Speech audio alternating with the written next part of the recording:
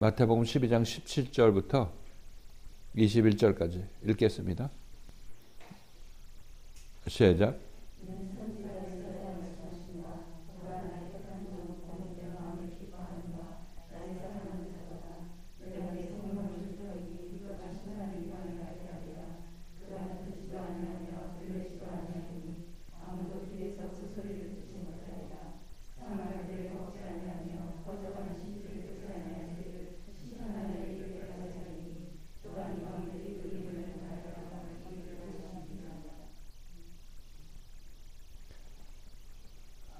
예수님께서 많은 병자들을 고치시고 다음에 그 하시는 말씀이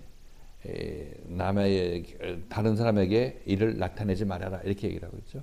이렇게 예수께서 이런 기적을 행한 일을 나타내지 말라 이렇게 말씀하셨어요.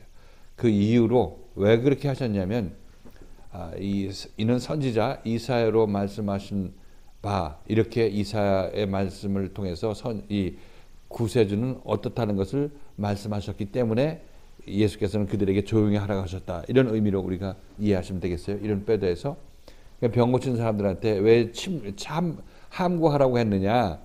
그 이유는 이사야 선지자에 대해서 선지자의 말씀에 메시아는 이렇다고 얘기하셨기 때문에 조용히 하라고 하셨다. 이렇게 우리가 이해할 수 있겠습니다. 그렇게 연결이 되는 것입니다. 병 고쳤으면 병 고친 사람들 병 고쳤다고 자랑하고 다니고 예수한테 병 고침 받았다고 하면서 그를 선전하고 전도하고 다녀야 되는데 그렇게 하지 말라고 하신 이유가 뭐냐면 이사야 선지자가 이렇게 얘기했기 때문이다. 이렇게 얘기를 하고 있는 것입니다. 근데 그 얘기는 이사야 선지자가 이렇게 얘기했기 때문에 그런 것이 아니라 이사야 선지자가 얘기하기를 메시아는 이런 존재, 이런 사람이기 때문에 그렇게 하신 것이다. 이렇게 우리가 이해하면 되겠죠. 그렇게 병 고쳤다고 남한테 얘기하고 다니지 말아라. 이렇게. 왜냐하면 그거는 메시아의 참다운 최종 사역이 아니기 때문이다. 이렇게 얘기하고 있는 것입니다.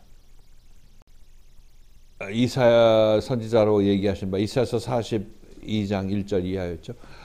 보라 나의 택한 종 곧 내 마음에 기뻐하는 바 나의 사랑하는 자로다. 내가 내 성령을 줄 터이니 그가 심판을 이방에 알게 하리라.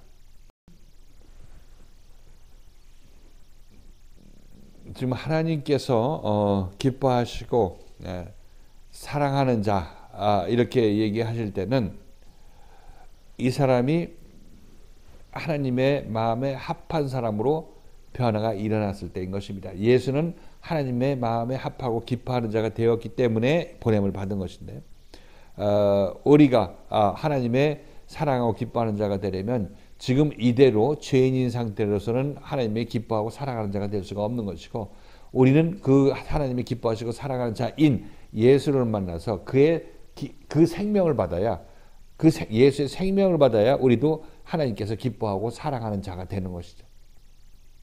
그렇죠? 저 사람이 하나님께서 사랑하고 기뻐하는 자인데 하나님 보고 나도 사랑하는 기뻐하는 자가 되게 해달라고 하면은 그럼 너도 이 사람한테 생명을 나눠 가져. 이렇게 말씀하시는 거예요. 우리는 그 예수의 생명을 나눠받게 되었을 때 예수에게 주어졌던 모든 권세와 능력을 우리도 받고 행하게 되는 것이고 또 그런 우리를 하나님께서 사랑하고 기뻐하는 자다. 이렇게 얘기를 하고 있는 거죠. 나의 택한 종 곧 내 마음에 기뻐하는 바 나의 사랑하는 자로다. 내가 성령을 줄 터이니 그가 심판을 이방에 알게 하리라. 예수께서는 자기 자신이 하나님이 기뻐하고 사랑하는 그렇게 되는 과정이 없었어요. 그냥 오셨죠. 사랑하는 기뻐한 자로 이 땅에 오셨습니다. 그런데 그가 실질적으로 이 땅에 와서 연단을 안 받은 것이 아니라 그가 간 길이 하나님께서 기뻐하고 사랑하는 자의 길을 갔기 때문에 전국적으로 하나님께서 그를 기뻐하고 사랑하는 자가 된다고 얘기한 것입니다. 먼저 그 이름을 갖고 왔지만 그 이름에 걸맞는 행위를 했고 삶을 살았기 때문에 하나님께서 과연 그를 기뻐하시고 사랑하는 자였다. 이렇게 얘기를 하고 있는 것입니다. 무슨 얘기인지 알겠죠? 예수님은 먼저 하나님의 사람으로 와서 그 일을 완전히 해냈습니다. 기뻐하고 사랑하는 일을 해냈어요. 그래서 그 예수는 정말 하나님의 아들이다. 이런 얘기를 십자가에 못 박혔을 때 사람들이 다 칭송하게 되는 것이죠. 그렇죠. 그래서 그 예수는 하나님께서 기뻐하고 사랑하는 자인데 그 하나님께서 기뻐하고 사랑하는 자는 어떤 사람이 하나님께서 기뻐하고 사랑하는 자는 무엇을 하는 자가 하나님께서 기뻐하고 사랑하는 자냐면 무엇을 하는 자예요? 어? 그 순종이 무슨 순종하는 거냐고.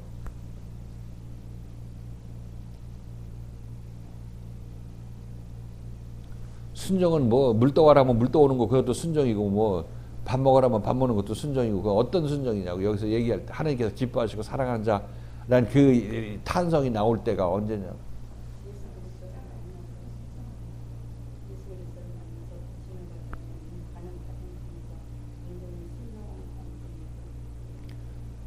예수를 만나서 예수에 의해서 인도함 받는 사람들을 십자가에 옛사람을 못 박게 하고 예수 그리스도께서 십자가에 못 박힘으로 말미암아 그들을 구원해내는 것, 그들에게 예수의 생명을 주는 것, 이것을 하나님께서 기뻐하시고 사랑하는 것이죠. 그렇죠? 예수님을 볼 때 그렇다는 것입니다. 그럼 여러분을 볼 때 여러분들을 하나님께서 기뻐하고 사랑하는 자라 이렇게 얘기하실 때는 언제겠어요?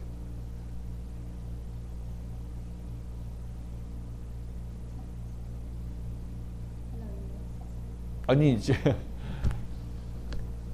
우리가 이 구원받을 때 두 측면이 있죠. 날 구원한 예수가 있고 내 구원을 따라 붙어가지고 말씀에 순종하고 같이 가서 같이 십자가 사건 일어나야 되는 거 아니겠어요? 이 둘 다다 이 길을 가고 있는 사람 둘 다다 하나님께서는 사랑하고 기뻐하는 자라 이렇게 얘기하겠죠. 그렇죠? 하나는 사랑하고 기뻐하는 자라는 얘기는 네가 하나님의 생명을 네한테 나눠주려고 십자가 사건까지 겪는구나 하면서 예수님을 하나님이 기뻐하고 사랑하는 자라고 얘기하는 것이고, 또 죄인이었던 우리가 예수와 연합하여서 예수께 순종해서 따라 나섬으로 말미암아 점점 이들도 하나님의 생명을 받아가고 있을 때, 온전히 십자가에 통과해서 예수의 생명을 완전히 받았을 때, 이때 이들도 하나님이 사랑하고 기뻐하는 자가 되겠죠. 그렇죠? 그러니까 이 나에게 생명을 주는 예수는 나에게 생명을 주기 때문에 하나님께서 사랑하고 기뻐한다 얘기를 하고 있는 거고, 사랑을 받는 나는 하나님께서 내가 너를 사랑하고 기뻐한다는 얘기는 이 생명의 길을 잘 가고 있고 최종적으로 그 길을 완성했을 때 내가 너를 사랑하고 기뻐한다 이렇게 얘기를 하고 있죠. 그리고 그런 자에게 성령을 내게 준다 이렇게 얘기를 하고 있습니다. 그러니까 예수께서는 이미 이 과정을 지나간 사람으로서 이 땅에 오셨어요. 근데 지나갔는데 사실 오신 것으로 끝나는 것이 아니라 그 일을 실질적으로 우리가 하게 됐을 때 십자가 사건을 겪게 되는 거죠. 우리도 마찬가지입니다. 여러분들도 이 하나님께서 기뻐하시고 사랑하는 자가 되고 그 다음에 성령을 받잖아요. 성령을 받게 되면 이제 여러분들은 나 혼자 구원받았다고 줬다고 놀고 있을 것이 아니라 이제 여러분에게 붙여진 여러분이 구원해야 될 사람이 있는 거죠. 그들을 위해서 여러분이 십자가를 져야 되는 것입니다. 그때 여러분 또 다시 한번 그 얘기를 듣겠죠. 내가 너를 사랑하고 기뻐한다. 이렇게 너네들은 이 얘기를 들어라. 이렇게 얘기하실 것입니다. 그러니까 이때 여러분들은 처음에는 구원받기 위해서 예수를 따랐고 이제 예수의 생명을 받은 사람은 예수의 생명으로 남들을 구원하기 위해서 남은 인생 살게 되는 것입니다. 그래서 교회 지체로서 그런 일을 하게 되는 거겠죠. 그렇죠? 교회는 사람을 구원하기 위해서 존재한다. 이렇게 여러분께서 이해하시면 되겠습니다. 그가 심판을 이방에 알게 하리라. 심판이라는 것은 성령을 받은, 여기서 예수께서 오실 때는 성령을 받은 예수로 오신 것이죠. 그죠? 하나님이 사랑하고 기뻐하는 자가 되어서 성령을 받고 이 땅에 오신 것입니다. 그가 심판을 이방에 알게 하리라. 심판이라는 것은 구원을 이방에 알게 하리라. 이방을 구원하리라. 이렇게 얘기하는데, 예수께서 구원할 때는 그냥 내가 너 구원해 줄게 가지고 인상착의가 좋아서 구원한다. 넌 인상착의가 이상해서 내가 구원하지 않는다. 이렇게 말씀하시는 것이 아니라 예수께서 말씀으로 심판을 할 때 심판을 끝까지 견딘 자들은 구원받는 것이고, 심판을 끝까지 견디지 못한 자는, 십자가를 견디지 못하고 도망가는 자들은 구원받지 못하는 것입니다. 그러니까 예수의 구원은 심판받은 자에게 구원이 돌아가는 것이에요. 우리도 여기 교회 나와서 여러분들이 신앙생활 하시죠. 다들 연단받기 싫어합니다. 심판받기 싫어하죠. 그러나 심판받는 자가 구원받는 것이기 때문에 심판이 없으면 구원도 없는 것이고 나의 고침이 없으면 나의 깨끗함도 없게 되는 것입니다. 너무나 당연한 거죠. 그래서 교회에서 왜 나한테 연단과 책망이 있고 정신이 없이 이렇게 만드느냐 이렇게 여러분께서 어떤 항변을 할지 몰라도 그러나 그것이 여러분 안에 있는 찢기를 제거하기 위한 것이고 여러분 영혼에 들붙어 있는 따개비처럼 딱딱 붙어 있는 것들 이것들을 다 제거하기 위한 그 심판의 과정을 겪어야 되는 것입니다. 심판의 과정을 겪으면 따로 뭐 구원을 주는 것이 아니라 심판의 과정을 하나씩 겪을 때마다 여러분들은 구원에 한 발짝씩 다가가는 것입니다. 구원을 방해하고 있는 그 죄의 따개비들이 떨어져 나가는 거니까. 심판받은 만큼 구원에 가까워지는 것이고 심판받은 만큼 구원받은 자로 자라나는 것입니다. 그렇죠? 그러니까 심판을 여러분이 혹시 받는다 그러면 이상하게 생각할 것이 아니라 내가 이거 과정을 거쳐야 내가 온전하게 되지 하는 생각을 하셔야 된다고 얘기를 하고 있어요. 그리고 심판을 받는데 언제 또 이 구원이 오는 것이야 이렇게 생각할 것이 아니라 심판 받은 만큼 이미 구원이 여러분 안에서 자라고 있다니까요. 기다릴 필요 없는 것입니다. 좀 위안이 되시나요? 여전히 성질나? 그런데 그게 여러분들이 참다운 예수 그리스도의 생명을 가진 자를 만났으면 그것이 여러분에게 복으로 그렇게 다가가는 것입니다. 그것이 복이에요. 이거 안 하고 다른 거 집에 가서 뭐 좋은 거 할 거 있다 생각해봐도 좋은 것 여러분들 집에서 있을 수가 없고 여기서 말씀 듣다가 여러분들 집에 가면 그것도 마음만 심란하지 절대로 마음이 편할 수가 없다 이렇게 말씀드립니다. 그래서 심판이 있으면 감사하시는 거죠. 감사하셔야 되는 거예요. 그가 심판을 이방에 알게 하리라. 그가 하나님을 모르는 이방인들에게 말씀을 전해서 그들을 심판하고 하나님이 떠난 그 면에 있어서 그 막힌 담을 허물어 주시고 그 심판하시고 그래 그들을 하나님과 하나 만들어 준다. 하나 되게 만들어 준다. 이 얘기를 하고 있는 거죠. 심판을 이방에 알게 하리라. 그가 다투지도 아니하며 들레지도 아니하리니 아무도 길에서 그 소리를 듣지 못하리라. 이것은 복음의 특성을 얘기를 하고 있죠. 그리스도가 하는 말씀의 특성에 관해서 얘기를 하고 있어요. 그건 다투지도 않고 들레지도 아니한다. 뭐 육신적으로 보면 예수께서 이방인들하고 논장을 했죠. 유대인들하고 논장도 하기도 했죠. 들렌다는 얘기는 큰 소리 친다는 얘기를 하고 있는데 뭐 예수 때로는 뭐 유대인들한테 이 독사의 자식들을 하면서 큰 소리로 이제 언성을 높였다는 것을 우리는 알 수가 있습니다. 그런 차원에서 이 복음의 특징을 얘기하는 것이 아니라 그것은 뭐 복음이 이렇게도 할 수 있고 조용히 얘기할 수도 있고 큰 소리로 얘기할 수도 있습니다. 그런데 여기서 얘기를 하고 있는 복음의 특성으로서 다투지 않고 둘레지 않는다, 큰 소리 치지 않는다 이 얘기는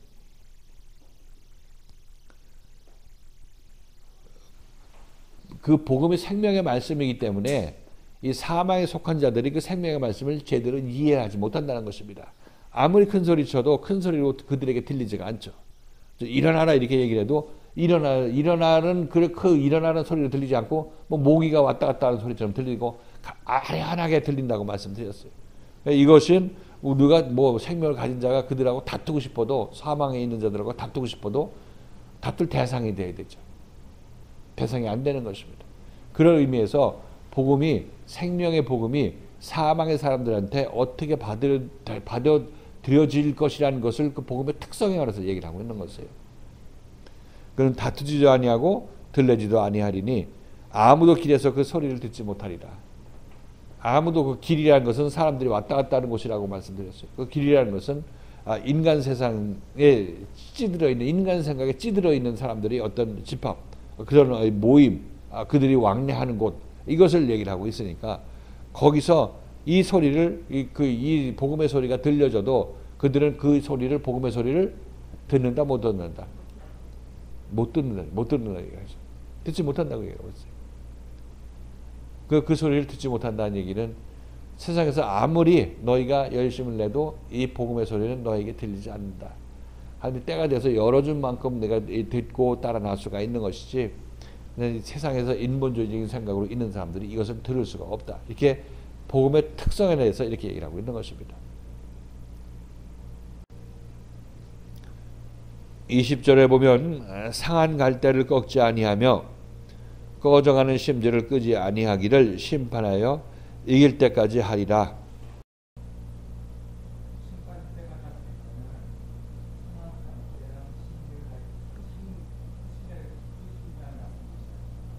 무슨 뜻? 신의 뜻?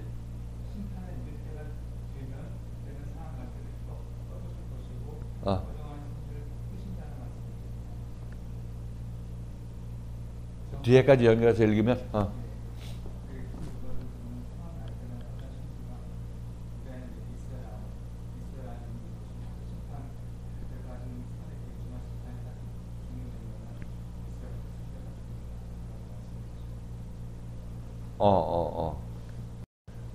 그럼 평상시에는 어떻게 들었어요? 비교하기 위해서. 평상시에 예전에 상황 갈대라든가 표시하는 신비라는 말씀을 주셨거든요. 전에도 말씀해 주셨지만 우리가 세상적으로 건조하고 힘들 때 그럴 때 우리가 힘을 주시고 또 이렇게 건져주시는 그런 예수로만 알고 있었는데 이 상황 갈대는 이미 우리는 개인으로 오는 그 자체가 쓸모없는 또 하나님의 어떤 것도 할 수 없는 이제 상황 제대로 쓸 수 없는 그런 상황 갈대라는 것이 문제를 의미하게 되었고요.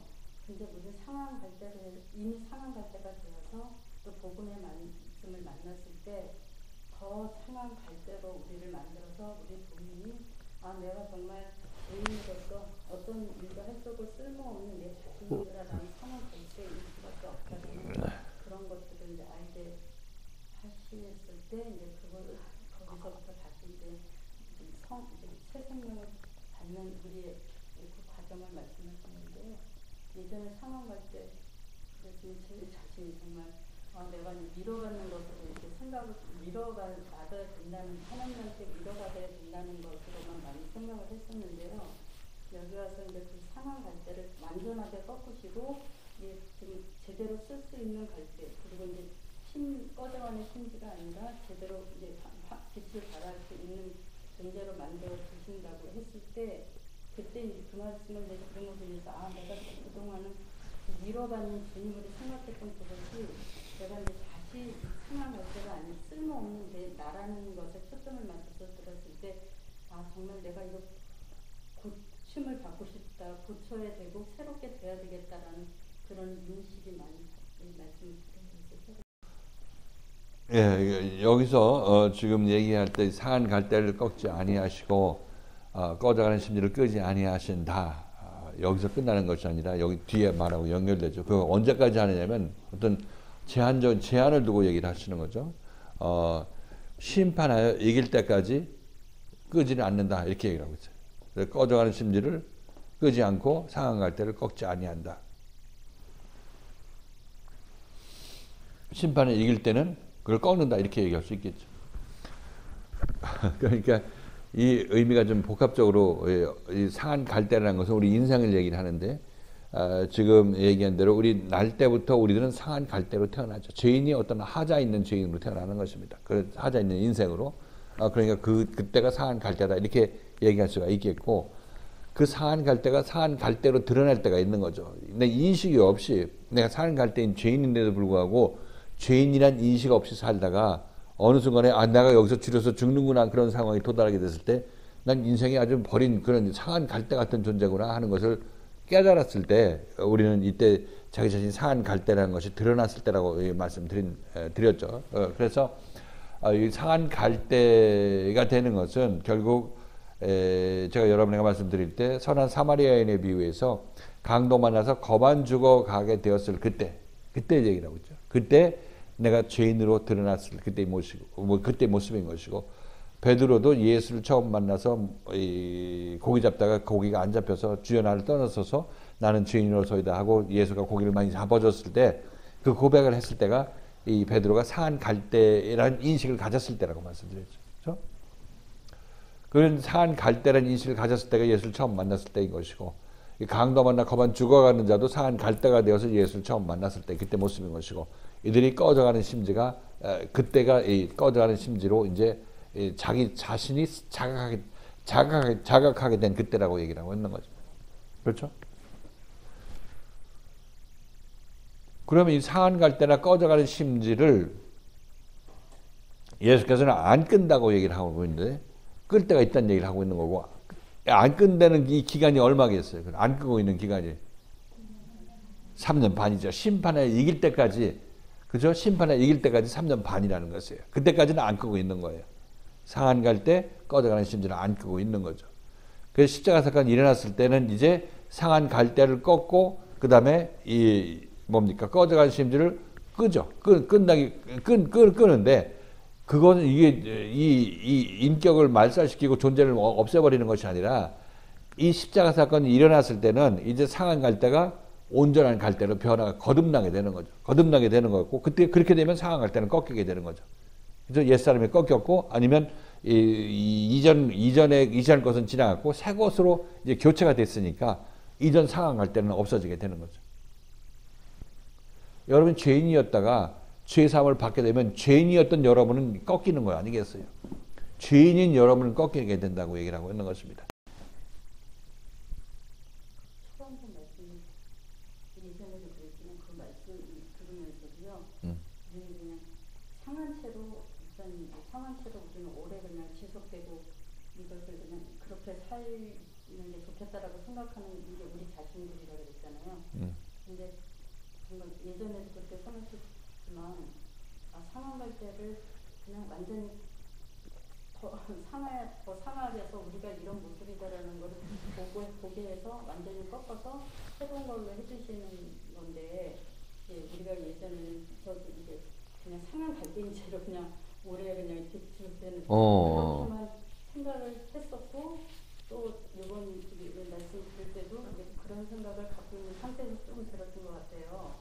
그래서 내 모습이 정말 그렇게 생각을 했기 때문에 하나님, 예수님은 나를 그냥 위로해주고 내가 위로받고 싶다, 위로적으로만 생각을 했는데 이제는 이게 아니라 완전히 꺾으시고 새 것으로 해주신다는 것에 초점을 맞추니까 이제는 그런 위로가 아니라 이제 고침 쪽으로 그런 것에 소망을 맞추는 말씀인 것을 들었던 것 같아요. 그럼 뭐가 기분 나쁜 거죠?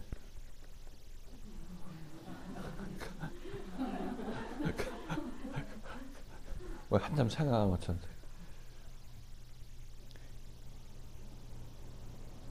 그래 우리에게서 상한 부분이 제거가 되게 되면 온전한 갈대가 되죠. 온전한 갈대가 돼. 근데 나는 상한 부분과 하나가 되었을 때 그때는 나는 이 상한 부분에 의해서 나는 상한 갈대가 되는 거죠. 여기서 상한 부분이 계속 치료를 받고 고침받고 상한 부분이 나로부터 멀어져 떨어져 십자가에서 완전히 떨어져 나가게 되면 나는 상한 갈대인 나는 죽어나가는 것이고 꺾여져 나가는 것이고 그다음 온전한 갈대가 내가 오기 때문에 상한 갈대가 나가는 거죠. 그 의미로 얘기를 하고 있는 거예요. 상한 갈대를 꺾지 아니하시는데 꺾어야 되는데 아직 준비가 안 됐기 때문에 온전한 갈대가 완전히 자라나지 않았기 때문에 기다리는 것이고 그래서 다 이제 심판하에서 이기는 자가 되면 십자가 사건을 통해서 우리가 이기는 자가 되면 그때는 상한 갈대는 꺾여 나가고 온전한 갈대로 내가 거듭나게 되는 거죠. 상한 갈대를 꺾는다는 얘기는 죄인 된 나를 십자가에 못 박는다 이 얘기하고 합치시키면 되죠. 죄인 된 나를 십자가에 못 박는 것.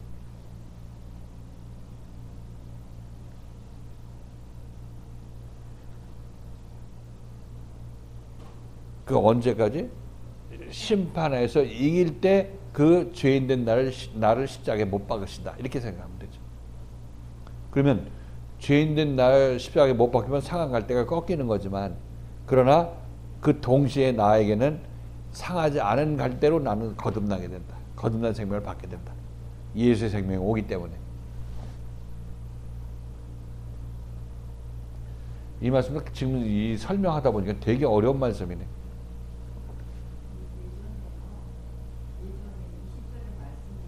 응. 응.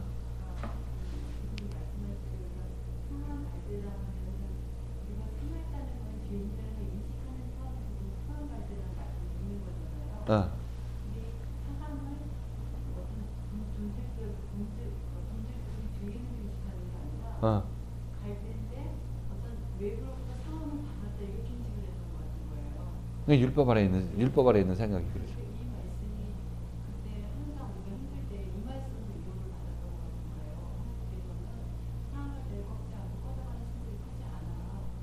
그러니까 지금 우리가 지금 말씀 가물가물하게 내비둔다는 얘기지. 그렇게 힘들고 어려운 상황이지만 하나님께서 우리를 지켜주셔. 상황이나 꺼져가는 것이 그 외부적으로 그렇죠. 이 세상 사는데 얼마나 힘드냐, 고단하지. 그렇게를 생각했기 때문에 지금은 살겠다는 것은 존재적으로 네가 살고 왔어. 응. 주인이야. 그런데 있었는데 그 상황을 내 존재에 비친 게 아니라 환경으로 인해서 내가 피해를 받는 것을 이렇게 보고서는 감정적으로 하나님 나를 그리고 나를 지켜주실 거야. 이렇게 전혀 다른 차원에서 바꾸는 거죠. 그러니까 성경 말씀이 바로 우리 그런 것들을 교정하게 만드는 거죠. 근데 지금 강집사가 얘기한 대로 그렇게 하면은 그럼 세상을 한평생 그냥 남한테 침해받지 않고 그냥 잘 살아날다 죽으면 된다 이렇게 얘기를 하는 거니까 그건 죄 고치는 거하고 전혀 상관이 없죠. 이 세상에서 잘 먹고 잘 사는 것으로 그치는 거죠. 그러니까 이거 하나님께서 기뻐하지 아니하는 거죠. 우리는 죄 문제 때문에 예수를 믿는 건데 하나님이 떠나왔기 때문에 하나님과 다시 하나 되기 위해서 예수 믿는 건데 그런 부분에서 그렇게 성경을 읽는 것도 아직까지 하나님을 율법적인 하나님으로만 알고 있고 예수도 그렇게 알고 있었다. 이렇게 누구나 다 지금 그렇게 가르치고 있겠죠. 그러니까 그렇게 읽으면 그 뒤에 부분이 연결이 안 된다니까. 심판에 이길 때까지 꺾지 않는다. 심판에 이기면 꺾는다는 얘기니까 이거 이렇게 되면 뒷부분하고 연결이 안 된다니까. 그죠?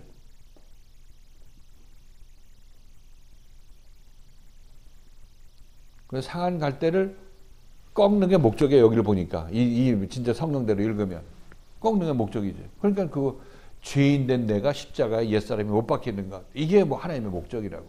그래야 우리는 새 생명을 받으니까. 상황 갈 때도 1차적이고 2차적인 것으로도 말씀해 주셨잖아요.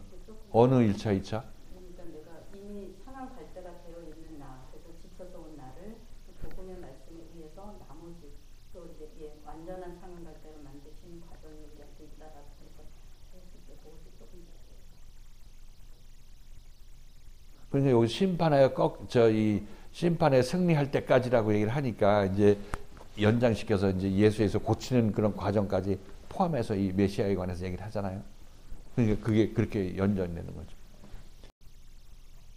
우리들은 이걸 읽을 때 그냥 인본주의적으로 읽으면 가난하고 불쌍한 사람도 그냥 다 제껴놓지 않고 그냥 계속 가난하고 불쌍하게 살게 만든다. 이렇게 이런 하나님. 그럼 꺾지 않는다면 그렇게 얘기하는 것밖에 더 되겠어요.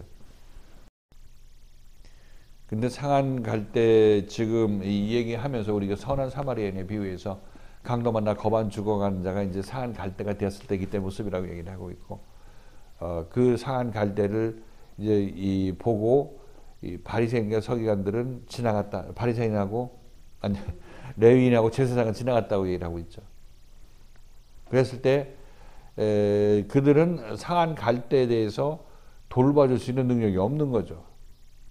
그래서 돌봐줄 수 있는 능력이 없고 상한 갈대로 인식하는 눈마저 없었을 거죠. 걔들은. 우리가 영적으로 어떻게 고민하는지도 알지도 못하죠. 그러니까 그건 뭐 상한 갈대가 썩던 말던 이 사람들은 뭐 상관이 없고 보지도 못하는 거니까 그냥 지나쳐 나가는 거고, 지금 저쪽 밖에 교회에서 영적으로 갈등하고 고민하고 예수의 구원은 무엇인가 하는 사람들에 대해서 그들은 도움을 주고 싶어도 도움을 주지 못하는 그런 입장에 있으니까 도움을 주고 싶어도 못한단 말이죠. 못 보니까. 그러니까 그건 상황 갈 때도 그냥 방치하는 거죠. 방치하는 거예요.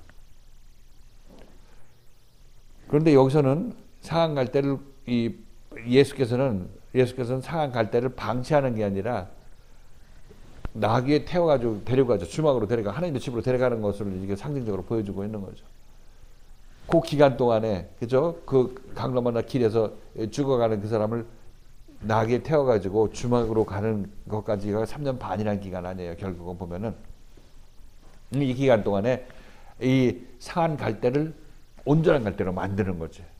여기 가서 상한 갈대를 여기 주막집에 가서 꺾어버리고 여기서는 완전한 갈대로 만들어 주시는 거니까 이게 상한 갈대를 치료하는 거란 말이죠. 이 구도를 알겠죠?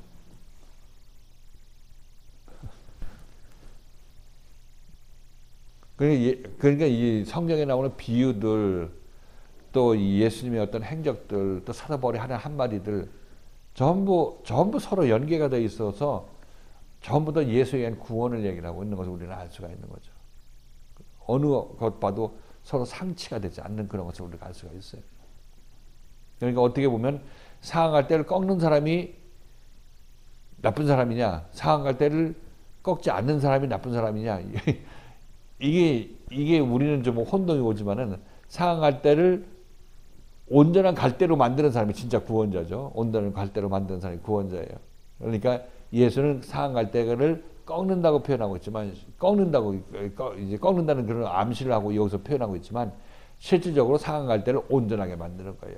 상한 갈대를 상한 갈대로 내비두고 열심히 살아라 하는 사람들은 율법교사들이고, 죄인인 채로 그냥 선행하다 살아라 하는 율법교사들인 것이고, 그 상한 갈대를 꺾는 사람이, 어떻게 보면 꺾는 사람이 그 상한 갈대를 살리는 사람이라고 해요. 예수가 그를 꺾었다는 얘기는 새로운 갈대를 주었기 때문에, 새 생명을 주었기 때문에 옛 생명이 십자가에 못 박히는 거고, 옛 생명이 십자가에 못 박히고 상한 갈대가 꺾였기 때문에 새 생명이 돋아나오는 거죠. 상한 갈대나 꺼져가는 심지 마찬가지예요. 꺼져가는 심지 마찬가지.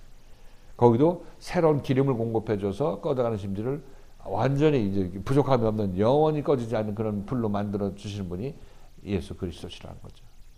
그러니까 우리가 생각하는 예수 그리스도는 편협하고 상한 갈대인데 밥이나 얼마 깡통에 담아주면 그분이 예수 그리스도고 눈물 나게 고마우신 분이라 이렇게 생각하는 그런 예수 그리스도가 우상이라고 얘기를 하거든요. 우상. 20절 읽을 때 뒤에까지 같이 읽으면 이상하다. 상한 갈대가 꺾지 않는다는 얘기가 그 나중에는 꺾는다는 얘기인데 좀 이상하다 이런 생각할 거 아니겠어요. 근데 우리는 읽기는 앞에 절만 읽지. 예수 편한 대로. 내가 만든 예수가 나한테 좋은 얘기 해주는 예수를 읽기 위해서 그렇게 읽는 거예요. 그러니까 이렇게 예수 믿어봤자 전부 꽉 나는 거죠. 전부. 자기가 만든 예수라고 얘기하는 이유가 바로 여기 있는 거예요. 물론 하나님께서 허물지 아니하실 그때 저쪽에 있을 때는 그렇게 읽어도 괜찮아요. 뭐 그런 때를 지나야 되니까. 근데 일단 여기 왔으면 정신 차려야 된다는 거예요. 여기 왔으면 이제 여기서 하나님의 생명의 말씀이 계시가 되고 있으니까 눈 크게 뜨고 따라 나서야 된다는 얘기를 합니다. 또한 이방인들이 그 이름을 바라리라 함을 이루려 하십니다. 이방인들이 그 이름을 바라리라. 이방인들이 그 예수 그리스도의 본질을 바라리라 이렇게 얘기를 하고 있죠. 이방인이라는 것은 여기서 뭐 유대인이나 이방인이다 그런 차원의 문제가 아니라 이방인은 예수의 생명을 아직 받지 못한 자들, 이방인들이죠. 그들이 예수의 생명을, 예수의 이름을, 예수의 생명을, 예수의 본질을 바라보게 될 것이다. 그렇죠. 정말 여기서 이 예수를 믿어도 낙이 없고 정말 끝도 없고 한도 없고 이루어지는 것도 없고 안 이루어지는 것도 없는 그런 이상한 그런 신앙생활을 하고 있는 사람들이 마음속에 정말 내가 어떻게 예수 믿어야 제대로 믿나 이런 생각을 갖고 있는 사람들은 그 사람들이 이방인들로서 예수의 이름을 바라는 자들이에요. 자기 뭘 바라는지도 모르지만 그들이 예수의 이름을 바라는 자들이라고.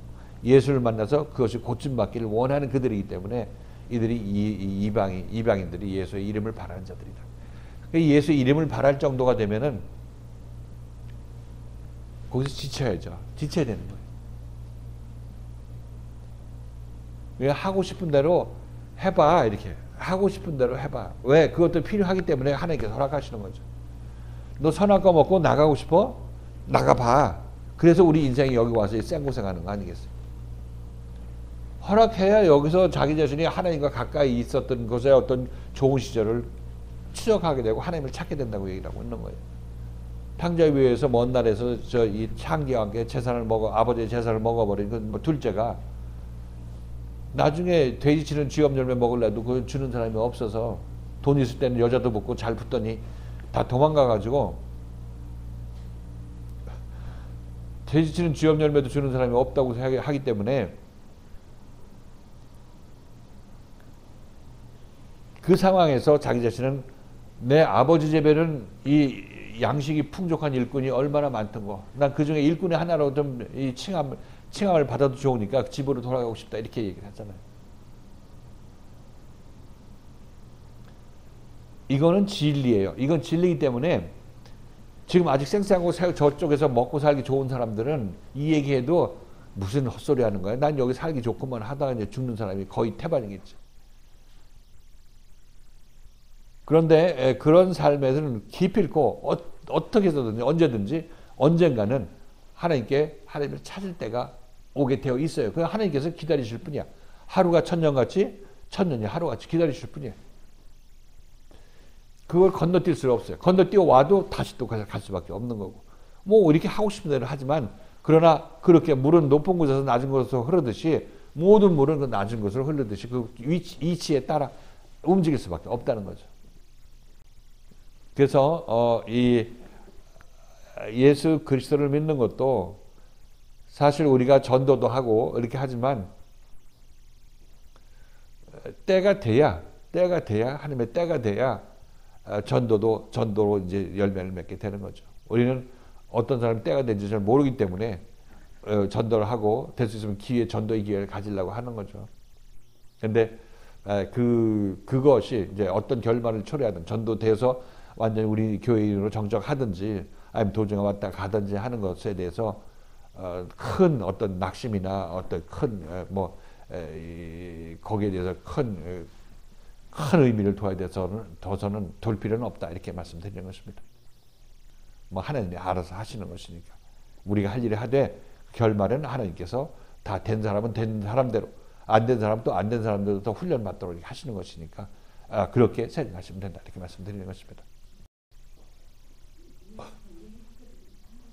했어? 예전에 이거 봤을 때는요. 상황 갈 때 꺾기 아닌다는 걸 저희 관점에서 봤을 때는 제가 뭐 죄인이고 뭐 그런 인식은 없었고요. 뭐 죄인이 아니라고 생각하는데 죄인일 리가 있나? 예전에는 그냥 나는 무조건 억울하고 연약하니까 하나님이 나를 보살펴줘야 된다는 관점으로 그냥 하나님한테 공을 들고 도와달라는 관점으로 볼 때 그런 제 믿음 상태의 그런 관점으로 봤을 때 말씀인 것 같고요.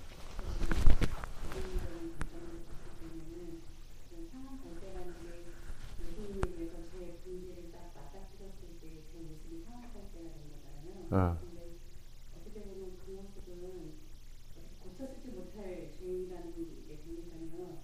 이 어떠하지 못하는 상태가 되기 때문에 어쩔 수 없이 그냥 널브러진 어쩔 수 없는 그런 상태인데 근데 여기서 정말 그런 관점에서 봤을 때는 이걸 심판할 때 결국은 꺾어주신다는 거잖아요.